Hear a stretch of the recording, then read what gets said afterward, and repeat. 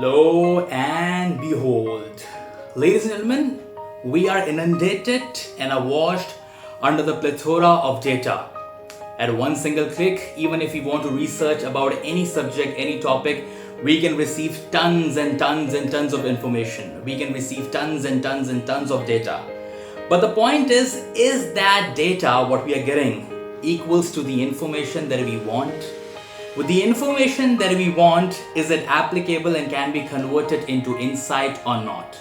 Ladies and gentlemen, my name is Hussain Aftab Changi, and this module will going to differentiate among what exactly data stands for, what exactly information is, and how these two are distinctive from insight. Well, ladies and gentlemen, this has been seen and this has been observed.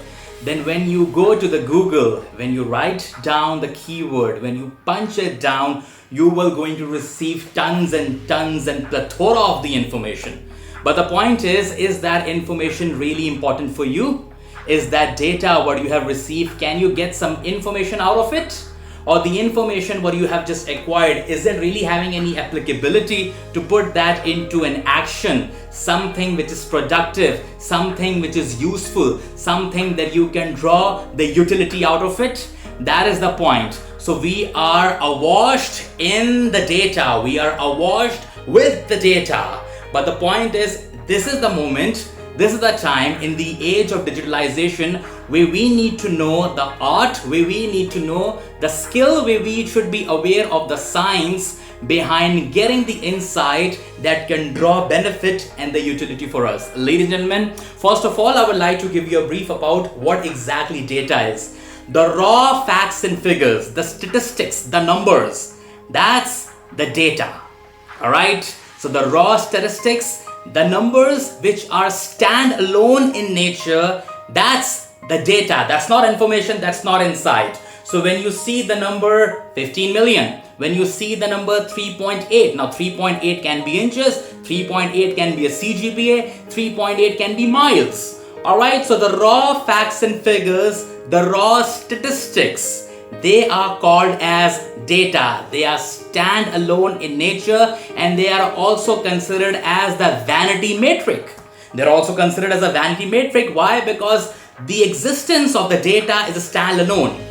So you don't have a context till now, and that is why that serves as a vanity metric. Once you add some meaning to it, it will going to become an information. Now you have the data about the retail audit of the dairy industry, you have the data about how the telco is operating, you have all the statistics of the market, you have all the details, you have all the indicators of the economy. Now you need to extract the information out of it. You have the annual reports, you have all the ratios with you. Now you need to extract what is valuable for you. But before the extraction, you need to find the meaning out of it. And when I say meaning, that means the information which you are going to extract out of that data, and that is called information. So the raw statistics, that's data. When you put a context to it, it will going to become information. And information is actually a leading indicator. It's not a vanity metric, it's a leading indicator that guides you towards a direction, that gives you a context, that gives you an understanding where exactly I have to go forward with the statistics, and the context within that statistics have actually been deduced. So that is why the information, it holds meaning, it holds purpose, it is not standalone, and it is contextual, and it is also known as the leading indicator. So you are done with the data crunching. You have given a context to the data that you have received. Now you need to understand how that particular data and the information is a benefit to me. How can I extract the utility out of it? And how can I make some decisions out of it? Because if the data is just there and you are not going to extract any decision out of it, so it is as good as it looks like. Because the purpose of the information is to create convenience, harness a benefit, and create the opportunity in ease in decision making. If all these objectives are not being achieved, then the purpose of data will be going to be nullified. All right, it will going to be effervescent. That should not be the case. So when we come down to the insight, what exactly insight is? Insight is an actionable indicator. So the data is a vanity metric. Information is the leading indicator. However, inside it has to be an actionable metric, an actionable KPI. That is where you see the information and you extract meaning out of it. A meaning which is important for you for your decision making, which is important for you for your utility, which is important for you for your functionality. So if the information is transcending or translating into an action, the purpose of insight is getting fulfilled, and eventually the significance of data is the worthy of its significance. So one more thing is that when we talk about insight, it has to be extracted from the information, it has to be deduced from the information, and it has to be practical, it has to be pragmatic, it has to be actionable. It's an actionable insight. Insight has to be actionable. So I'm going to give you a few of the examples in multiple contexts, and which will going to help you in understand what exactly data is, how it's different from the information, and these two, how it can help in driving and reducing the insight. Alright, so here is a life example where we can put this framework into practice. Data is 100 km per hour. Now that's data. Now the information what we can extract out of it, the car is running or the car is moving at the speed of 100 km per hour. Now that's an information. But when we talk about the insight, something we can extract, the action we can extract out of it. So the extraction what we can get from the data and the information is that the speed of the car is way too much high for the metrocity lanes. Now in that particular stance, which means that you need to slow down the acceleration. Now this is where the action comes in. So the data is 100 km per hour. The information is that the car is moving forward with 100 km per hour, and the information is that the car is overspeeding right now as per the context of metrocity lanes. So this is how we can have the understanding of the data and put that data into the action. That's one of the life examples.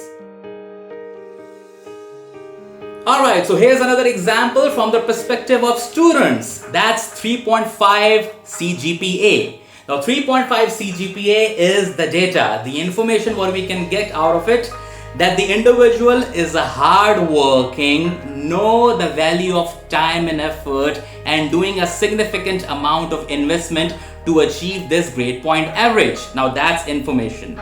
And the insight what we can extract out of it is that the individual has a temperament, has a high degree of significance towards learning and development, and also knows how to follow the rules of the rubric and know the work ethic, and also know that how exactly one has to manage his or her routine to get that 3.5 CGPA. So from the indicator, you can extract the whole insight. You can extract about, you can also get the perception about the person who has attained that significant grade point average. So that's how the difference between, among, not between, yeah, because the three, the between is between two, and when you have more than two, you use the term among, yeah. So data, information, insight. 3.5 is the data. The person is hardworking, that's an information. The person knows the value of time, significance, and also have the ability to follow the rubric. Now that's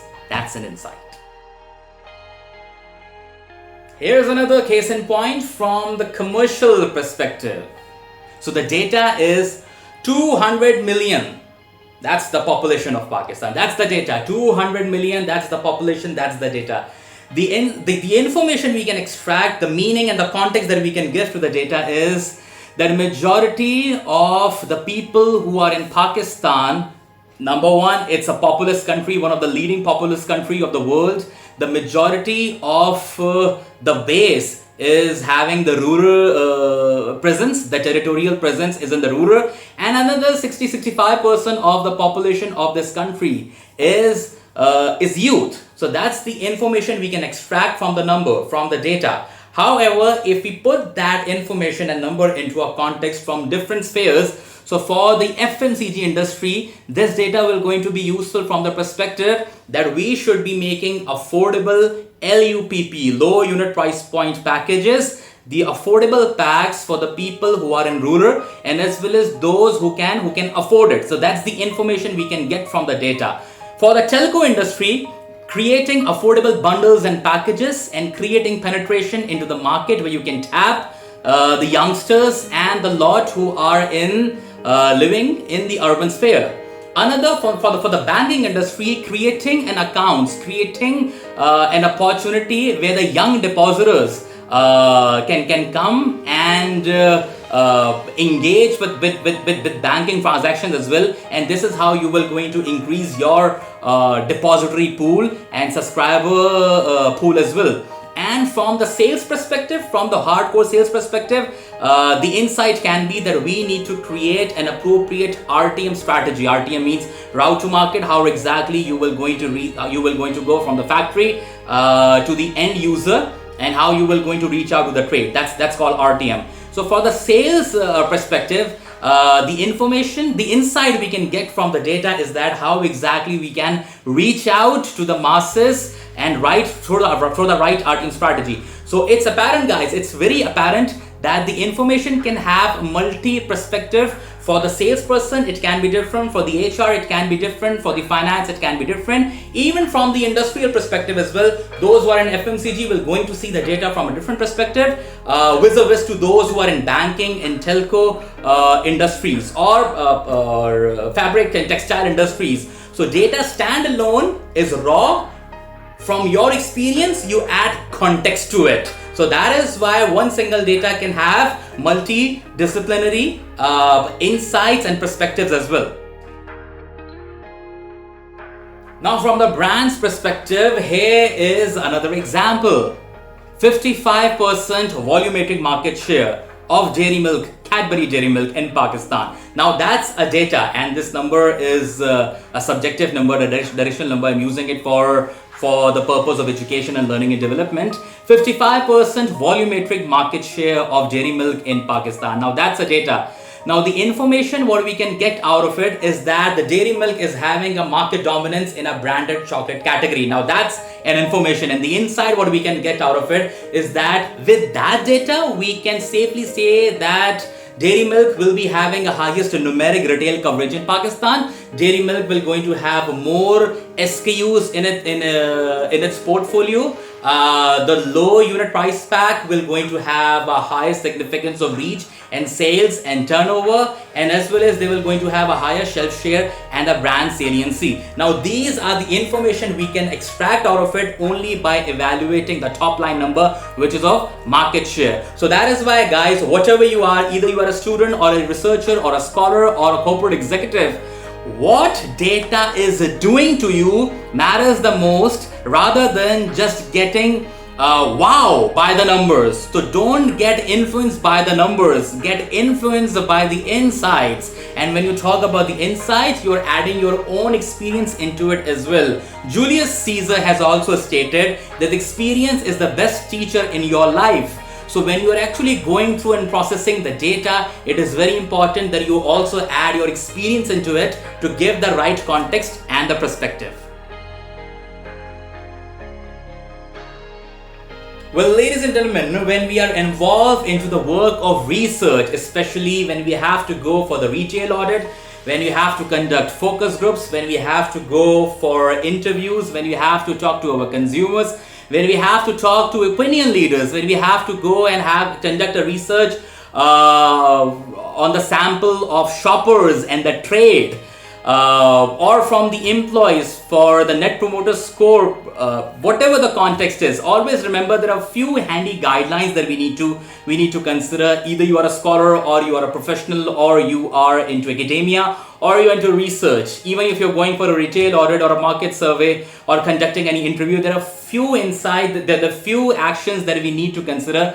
So hey, and I have utilized that in my career in academia as well as in corporate as well, and it has given me a benefit. Number one, whatever you're doing, whoever you are, whatever the experience that you have acquired over the period of time, when you are doing a research, when you are conducting a research, when you are evaluating a performance, when you are into the element to do the survey, always jot down the details. Never trust your memory. Never ever trust your memory. It has been said, and I have learned that when I'm doing my NLP practitioner program, that human mind can't carry more than 7 information, the count of 7 information at the time. What's wrong with the 8th, 9th, 10? If you have more information, it means that you were only going to have and only going to carry the 7 for a moment, and maybe in a longer run that information will going to be evanescent. So always jot down the information, jot down the detail, jot down the insights. Whatever you are doing it, always put that into a document form. Number 1. Number 2, take a lot of pictures. If you have this opportunity, take the pictures, document that experience into a pictorial format, because that pictorial format will going to help you out when you are crafting your work. It will going to help you to recall and remember it. Another one is that ask the right questions, which is a predominantly most important. If you have the right set of questionnaire and you are picking up the right person and asking the right question from the right person, you are unearthing an opportunity of tons of information. All right, and that information can be useful for you to drive insight as well. So if your questionnaire is about sales and you are reaching out an HR person, that will not going to do justice with the beautiful questionnaire what you have prepared. So ask the right question from the right person, and it is very important to understand who we want to approach and how we want to approach with the right set of questions. And the last one, the 4th one, is that always keep your eyes and mind open, observe everything. There is a lot of information which is unanswered. All right, that's what we call tacit learning. Tacit learning, something that you can observe, something you can learn through the observation. It is also known as ethnocentric research in business research courses. So these 4: number 1, asking the right question from the right person. Number 2, jot down everything what you have noticed, what you have observed. Number 3, keep your senses open and be open to absorb everything where you can through your observation. And the 4th one is document each and everything that you can in the pictorial format. And all these 4 tools will actually going to help you out in creating convenience in your research, in convenience in your surveys. Ladies and gentlemen, my name is Hussain Aftab Changi. This module was about helping you out in making your research a little better by differentiating among data, information, and insight. I will be coming up with more modules. Until then, I'm looking forward to see you all either physically or through the digital medium. And have a great day, night, evening, afternoon, or at whatever time you are observing this video. Take care. Goodbye.